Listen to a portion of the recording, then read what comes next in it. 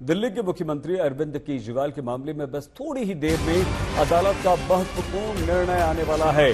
केजरीवाल की याचिका पर दिल्ली हाईकोर्ट का निर्णय आने वाला है। केजरीवाल ने अपनी याचिका के द्वारा गिरफ्तारी और ईडी रिमांड का विरोध किया है।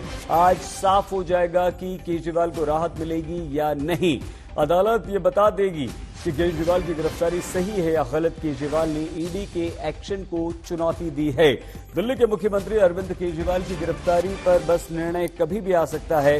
23 मार्च को गिरफ्तारी को चुनौती देने वाली याचिका उन्होंने लगाई थी और अदालत ने विभिन्न पक्षों यानी दोनों पक्षों का, केजरीवाल और ईडी का पक्ष सुनने के बाद निर्णय रख लिया था सुरक्षित और उस निर्णय पर बस अब से कुछ ही देर में ये अदालत की तरफ से निर्णय आने वाला है। संजय शर्मा अदालत के हाईकोर्ट के बाहर से लगातार हमारे साथ बने हुए हैं। संजय, क्या खबर है, इंतजार और कितना? बस अभी तो यही इंतजार है कि 3:15 बजे का समय अदालत ने दिया है कि ऑर्डर प्रोनाउंस करने के लिए।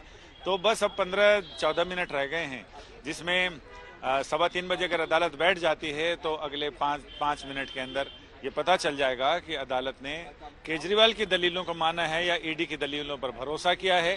और ये भी तय है कि जो भी पक्ष असंतुष्ट रहेगा अदालत के फैसले से वो सुप्रीम कोर्ट में गुहार लगाएगा, सुप्रीम कोर्ट का दरवाजा खटखटाएगा। तो यानी जिस सुप्रीम कोर्ट से अरविंद केजरीवाल ने अपनी याचिका वापस ली थी, वहां उस सुप्रीम कोर्ट के दरो दीवार उनका इंतजार कर रहे हैं। वहां उनको एक बार जाना ही पड़ेगा। ईडी जाए या अरविंद केजरीवाल जाएं, दोनों पक्षों को तो वहां हाजिर होना पड़ेगा और वहां लगभग यही दलीलें जो यहां दी गई है वो वहां भी देनी पड़ेंगी। संजय, 21 मार्च को ईडी ने अरविंद केजरीवाल को गिरफ्तार किया। दिल्ली की राउज एवेन्यू कोर्ट में 1 अप्रैल को अरविंद केजरीवाल ने याचिका लगाई, वो खारिज हो गई और अब हाईकोर्ट में। हम अंदाजा लगा सकते हैं, आप क्योंकि समझते हैं कोर्ट को, लंबे समय से कवर कर रहे हैं अदालत की गतिविधियों को, कार्रवाई को, क्या लगता है आज क्या क्या हो सकता है, संभावनाएं क्या क्या हैं? मुझे तो इस बात के बहुत कम चांसेस लग रहे हैं कि अरविंद केजरीवाल को दिल्ली हाई कोर्ट से राहत मिलेगी। जिस तरह की दलीलें दी गई और अदालत का जो रुख देखा गया, उसे देखते हुए मुझे लग रहा है कि अब सुप्रीम कोर्ट ही डिसाइड करेगा कि अरविंद केजरीवाल की इस याचिका में, इन दलीलों में कितना दम है। और अगर मुझे लग रहा है कि तमाम आशंकाओं को धता बताते हुए अगर दिल्ली हाईकोर्ट यानी जस्टिस स्वर्णकांता शर्मा की बेंच से इन्हें राहत मिल भी जाती है तो ईडी से लेकर सुप्रीम कोर्ट जरूर जाएगी और वहां ये बताएगी कि उनकी गिरफ्तारी क्यों जायज है, क्यों न्याय संगत है, कानून संगत है, तर्क संगत है। उन तमाम चीजों पर फिर एक बार बात होगी। लेकिन अभी जो कानून के जानकारों से हमारी बात हुई है और पीएमएलए एक्ट जितना जटिल है, उसे देखते हुए अरविंद केजरीवाल को राहत मिलने के आसार बहुत नगण्य हैं। ठीक है संजय, तो आप हमारे साथ बने रहिए। जैसे ही निर्णय आता है तुरंत इशारा कीजिए, हम आपके पास आ जाएंगे। संजय शर्मा हमारे संवाददाता दिल्ली हाईकोर्ट के बाहर से लगातार हमारे साथ मौजूद हैं, लेकिन इस समय पंकज जैन हमारे एक और संवाददाता आम आदमी पार्टी के ऑफिस के बाहर से हमारे साथ जुड़ चुके हैं। ये जाहिर सी बात है पंकज कि आम आदमी पार्टी के नेता कार्यकर्ता आज बड़ी प्रार्थना दुआ कर रहे होंगे कि जमानत मिल जाए, राहत मिल जाए, अरविंद केजरीवाल की गिरफ्तारी को हाईकोर्ट गलत ठहरा दे। क्या माहौल है वहां पर, क्या चल रहा है इस समय? देखिए, सबसे पहले तो आम आदमी पार्टी को इंतजार है। जिस तरह से सुप्रीम कोर्ट ने संजय सिंह को राहत दी, उसके बाद सीधे तौर पर आम आदमी पार्टी ये मान के चल रही है कि आगे की जो कानूनी लड़ाई है उसको कठोरता से अंजाम देना है।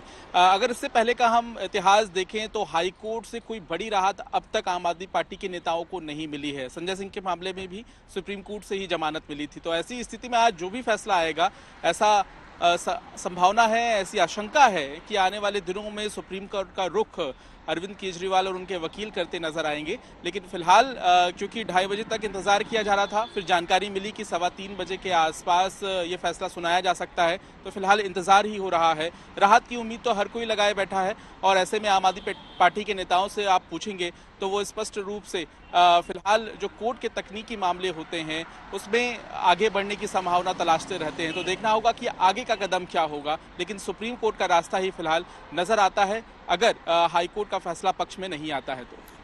पंकज, अरविंद केजरीवाल की जेल की फोटो लगाकर आम आदमी पार्टी ने कैंपेन शुरू किया और ये कहा कि जेल का जवाब वोट से जनता देगी।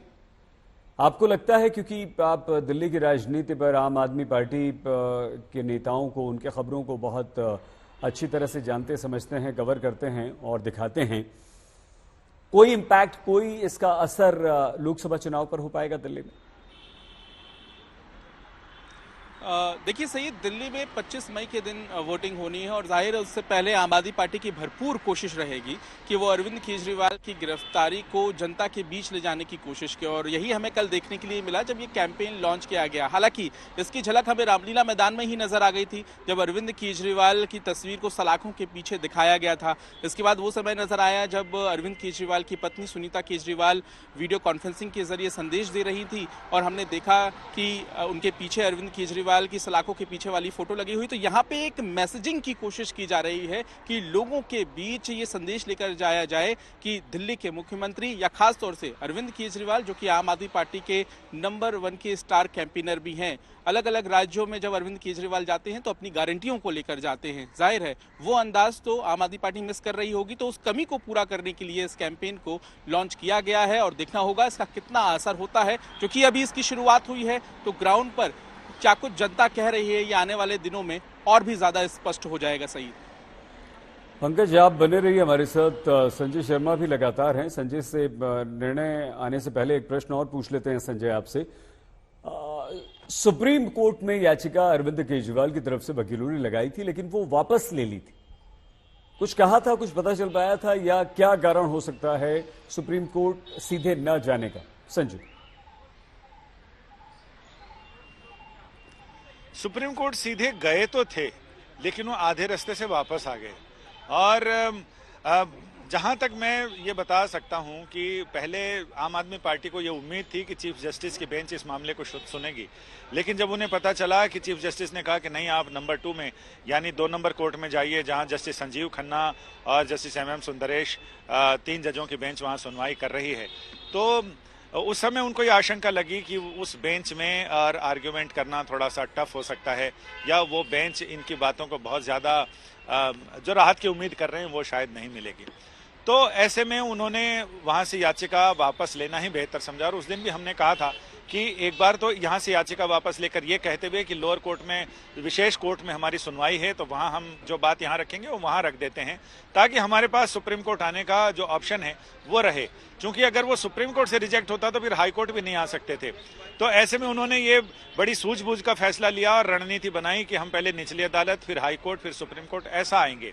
और दूसरी बात ये भी कि उस दिन भी हमने कहा था कि आप चाहे यहां से निचली अदालत जा रहे हैं, लेकिन आपको सुप्रीम कोर्ट आना ही पड़ेगा, क्योंकि वहां से अगर राहत नहीं मिलती है तो हाई कोर्ट का रुख किया आपने, हाई कोर्ट से भी अगर राहत नहीं मिलती है तो इस अंजुमन में आपको आना है बार बार।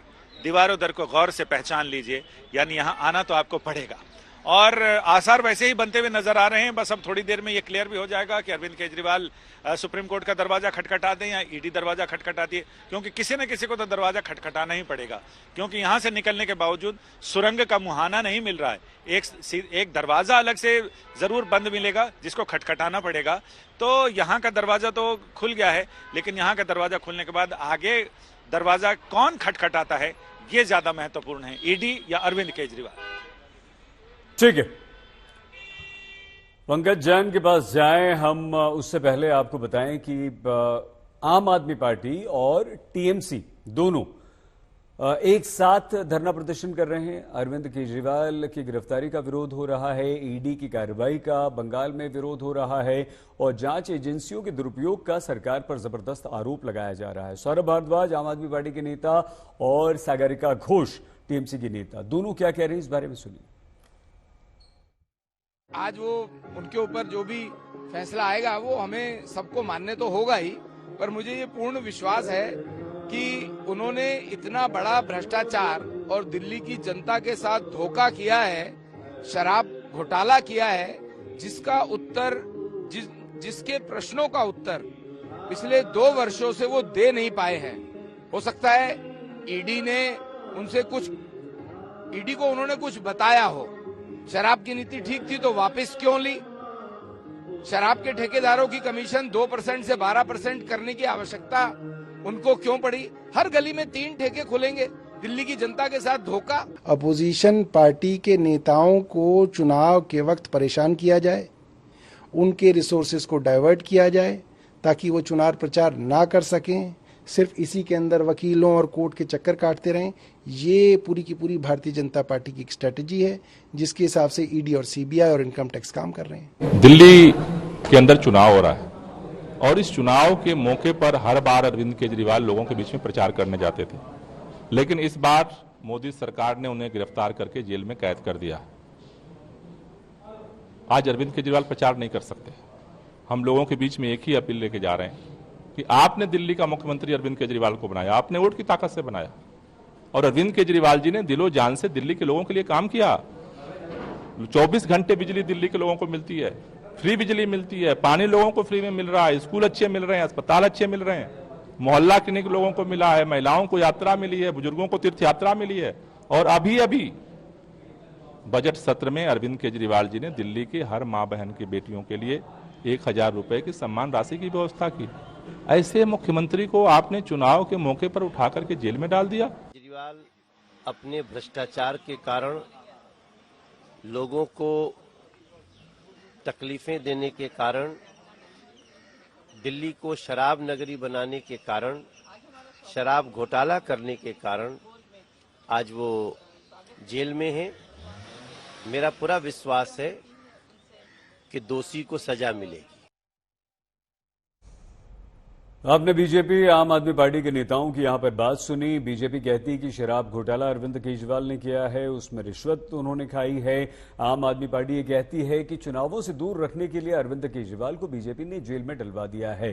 पंकज जैन हमारे संवाददाता लगातार हमारे साथ है। पंकज, 9 बार ईडी ने समन दिया था अरविंद केजरीवाल को, एक बार भी केजरीवाल ना गए ना बात की, ये कहते रहे कि ये अवैध है, आपको अधिकार नहीं है, आप हमें सम्मान नहीं दे सकते।